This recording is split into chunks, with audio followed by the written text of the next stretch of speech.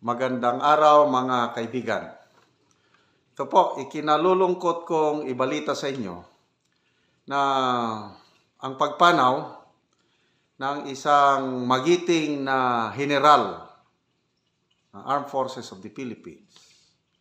But bago siya naging general ay naging kontrobersyal muna ang kanyang buhay. Dahil nagrebelde siya sa gobyernong ito. But later on, na-realize niya na nagkamali ang kanyang pagre-rebelde at bumalik sa sabakan ng gobyerno at nakatulong ng malaki sa ating bayan, sa ating kapayapaan. Ang sinasabi ko, sinasabi kong general ay walang iba kundi si General Victor Corpus. Okay, sa mga kaedad ko, I'm sure maalala nyo ang pangalang Victor Corpus.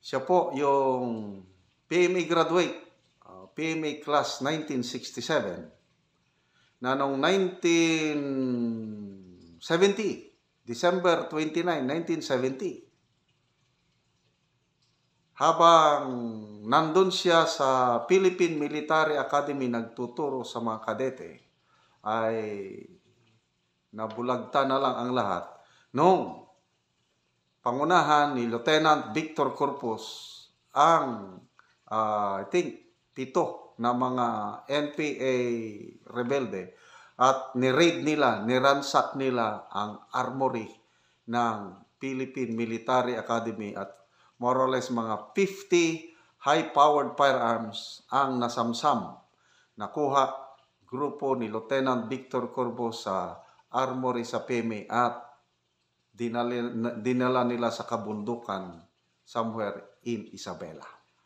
Yan po, si ex-NPA commander, Communist Party member Victor Corpus, but later on, in the twist of fate, naging general sa Armed Forces of the Philippines. Okay, ganito po ang kwento ng buhay ni General Victor Corpus. Ang dating ambisyon niya pala ay maging pari.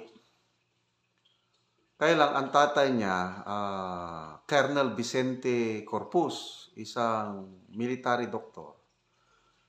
Na-convince niya itong si Victor Corpus na magsundalo. At yun nga, pumasok sa PMA noong 1963. Si Cadet Victor Corpus at nag-graduate sa PMA 1967. Habang estudyante pa siya, yun na, na-expose na siya sa radical teachings ng mga communist, itong ni Jose Maria Sison. At naging member siya ng Kabataang Makabayan. So, nung nag-graduate na siya, 1967, nandun na yung naitanim na sa kanyang puso't isipan yung pagiging radical. And then, pag-graduate niya sa PMA, na naging official siya ng Philippine Constabulary at doon siya lalong na disgruntled.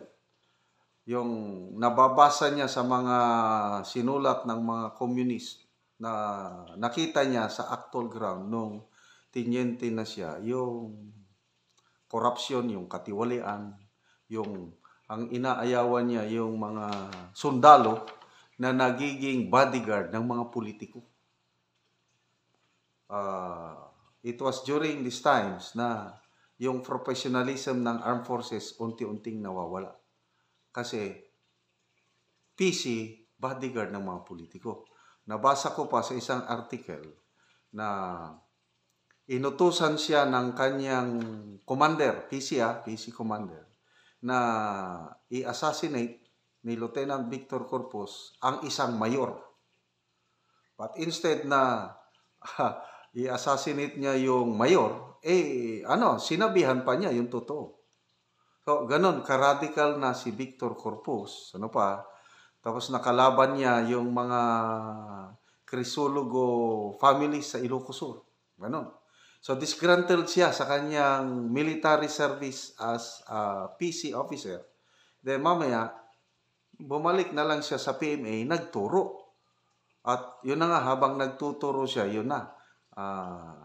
Naging firm na yung commitment niya na sumama sa NPA at yung December 29, 1970 na raid sa PMA, naging sikat yun. At yun na, naging usap-usapan na, naging celebrity na si Lieutenant Victor Corpus. Okay. So ano pa yung mga susunod na pangyari? NPA na siya.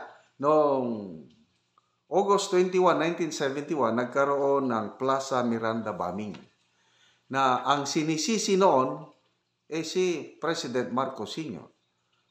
But then, nalaman natin nung bumaliktad na si Victor Corpus ang nagsabi na nandun siya mismo sa planning stage. Narinig niya mismo si Joe Masison na siya ang nagplano na hagisan ng granada yung Plaza Miranda bombing kung saan mga 2 namatay at mga 90 others seriously wounded sa pagsabog ng granada.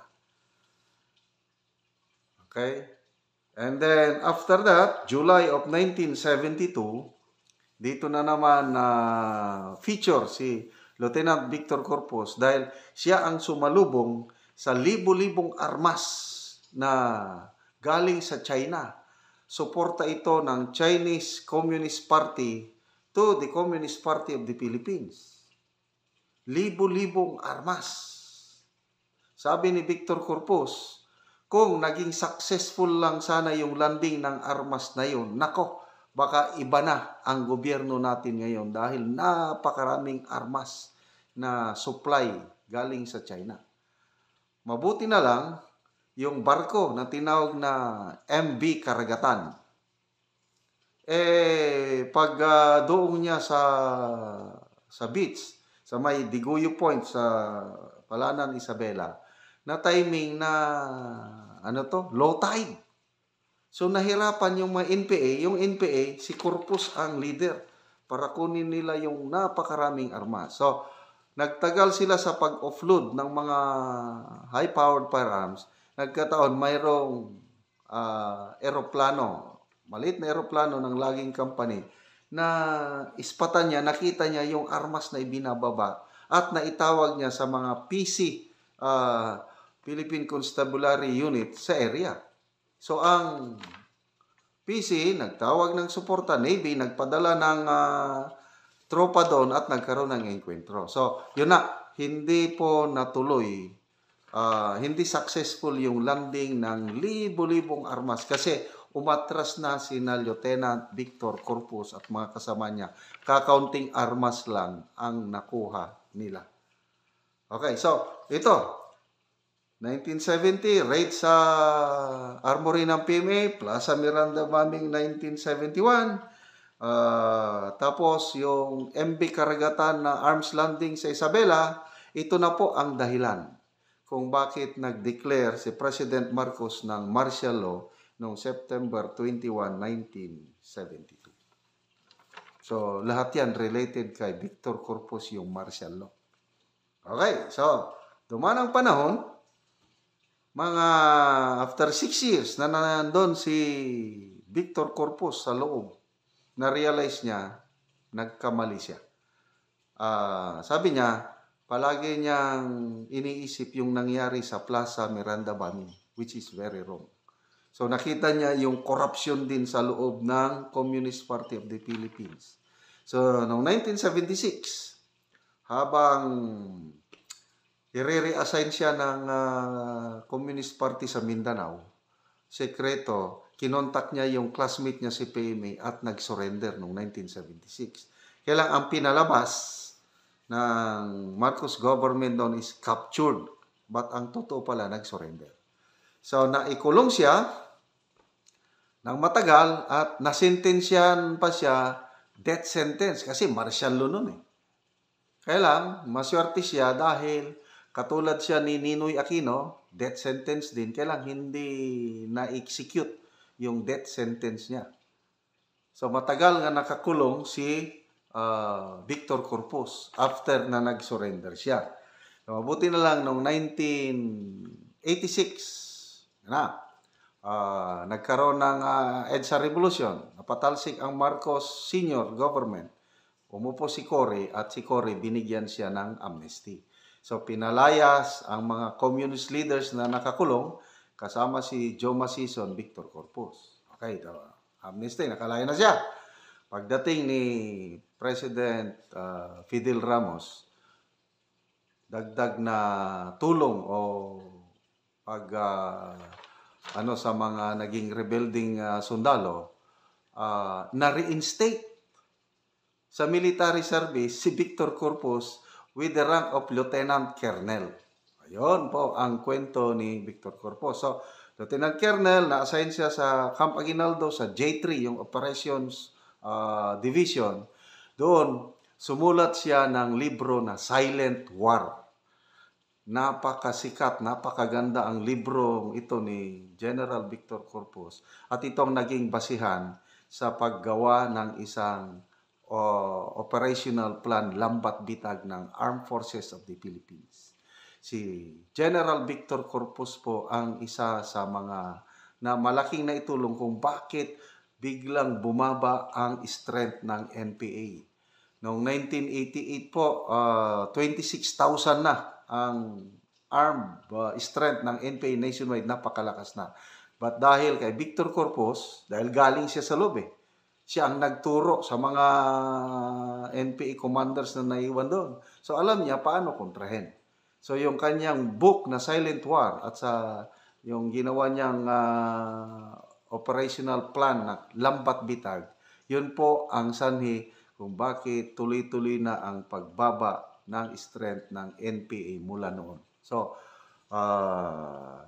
hanggang na-promote itong si Lieutenant Colonel Corpus, naging Brigadier General, naging commander siya ng Intelligence Service of the Armed Forces of the Philippines. And then naging environmentalist din siya. Kilala siya sa pagpapatanim ng millions of trees sa Panay Island.